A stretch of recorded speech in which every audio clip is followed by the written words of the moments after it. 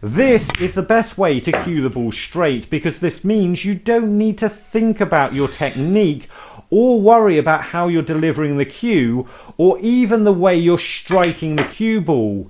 What you need to do is just simply line up a long straight pot, and the idea is to try and pot the ball and run through in-off at the other end of the table. And the closer you can get to the in-off, the better you're going to be cueing. Now the important part is always going to be the pot, but in order to get that and to make the cue ball run through in-off after it, you're going to need to cue straight. And if you repeat this process, you're simply going to eliminate errors over time, because the only way you can keep getting these pots and keep getting the cue ball to run through close to the pocket is if you're delivering the cue on a straight line. This is what Terry Griffiths was practicing as he unexpectedly won the 1979 World Championships, as it can give a big boost to a vital part of your game. So here are 7 things you can practice that will make a big difference to vital parts of snooker. Because parts of the game, like being able to pot the black off the spot, give you a bigger advantage than other shots in the game. So this practice is specifically targeted to the parts of the game that make the most difference. Like cue ball control, the better touch control you have over the cue ball, the easier you'll find the game to play. A controlled screw shot like this is one of the most helpful things you can learn to improve your break building.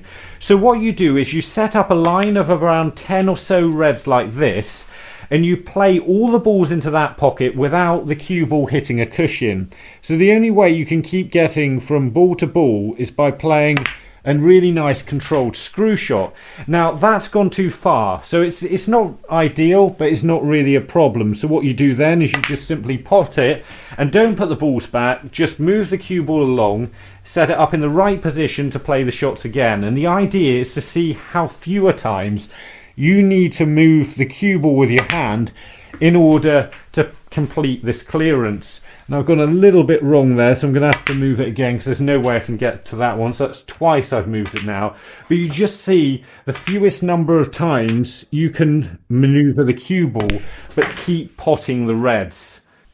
And of course, make sure you practice this on both sides of the table, so you're screwing the cue ball back in both directions. I actually think I can do it a little bit better this way. As I explained earlier, potting the black off the spot and controlling the cue ball in and around this area is absolutely vital. So here's the simplest way to practice it. Now I've explained this a lot in the past, where you play the red and black alternatively, replacing them every time you pot it, and the idea is to just see how long you can keep potting the balls for. Now this is very simplistic, but I genuinely believe it's the best way to learn all the shots around the black. So that might be a stun shot up for the red, that might be a shot off the top cushion, or it might be any other variations of screw shots or running around the angles. This is the best way to learn black ball position. But you rarely have a straightforward shot to play when you get to the table, so you need to find something to practice that helps you out of these awkward positions. This is something I've only tried recently, where you position a ball on the brown, blue and pink spot, with the idea being to keep the break going for as long as possible. So the same as before really, you just simply pot a ball.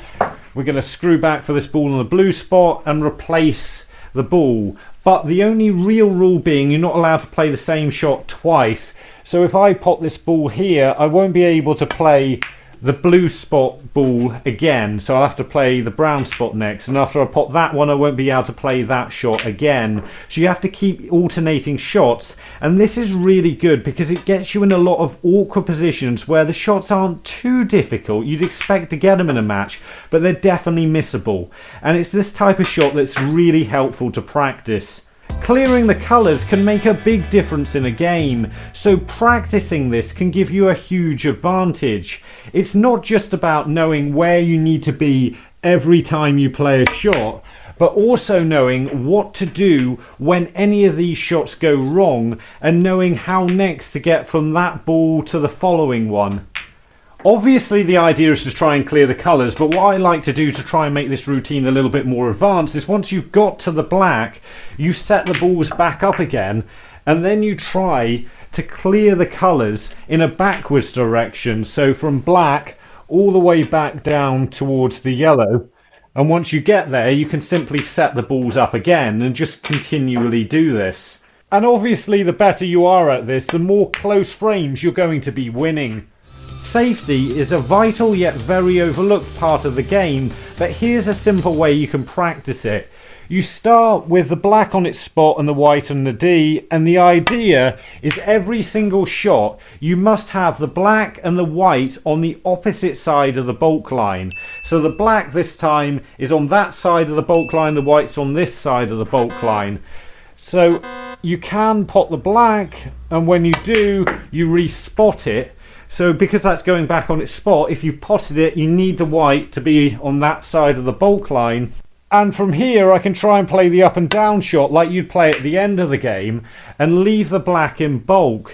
The idea is to try and keep the balls on opposite side of the bulk line for as many times as you possibly can, and this will give you all the usual safety shots that you'll see in a frame of snooker. Cueing the ball off the cushion can be really difficult, so if this is something you struggle with, this practice routine will help you out with it a lot, and it doesn't take that long to get it right. You just have to try this a few times and you should be able to see big improvements. You simply put the cue ball tight against the side cushion on a straight black, and we're just looking to do what we were doing on the first practice routine in potting it and running straight through and off. You can then go and play it on the other side, and if you're able to do this just a couple or maybe 3 times in a row, you'll find you're already cueing a lot better on all shots off the cushions. Before our next one, let's just find Daniel, who's from Workington in the UK, which is there.